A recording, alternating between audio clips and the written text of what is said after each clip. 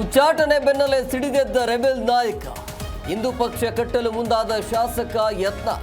ಬಿಜೆಪಿಯಲ್ಲಿ ಭವಿಷ್ಯ ಕಾಣ್ತಿಲ್ಲ ಎಂದು ಕೆಂಡ.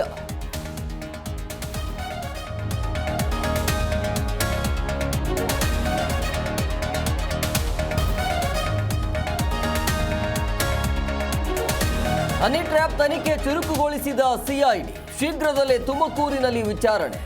ರಾಜೇಂದ್ರ ಕೊಲೆ ಸುಪಾರಿ ಕೇಸ್ ಬಗ್ಗೆಯೂ ಇನ್ವೆಸ್ಟಿಗೇಷನ್.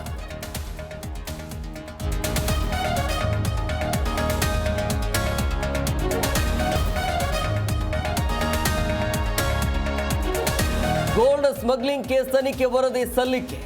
ಕೇಸ್ನಲ್ಲಿ ಡಿಜಿಪಿ ರಾಮಚಂದ್ರ ರಾವ್ ಪಾತ್ರ ಬಯಲು. ಪ್ರೋಟೋಕಾಲ್ ಬಳಕೆ ಬಗ್ಗೆ ಉಲ್ಲೇಖ.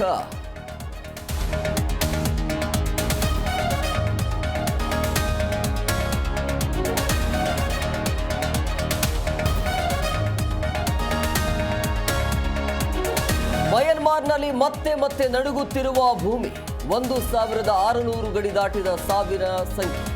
ಭಾರತ ಸೇರಿ ವಿವಿಧ ದೇಶಗಳಿಂದ ನೆರವಿನ ಹಸ್ತ.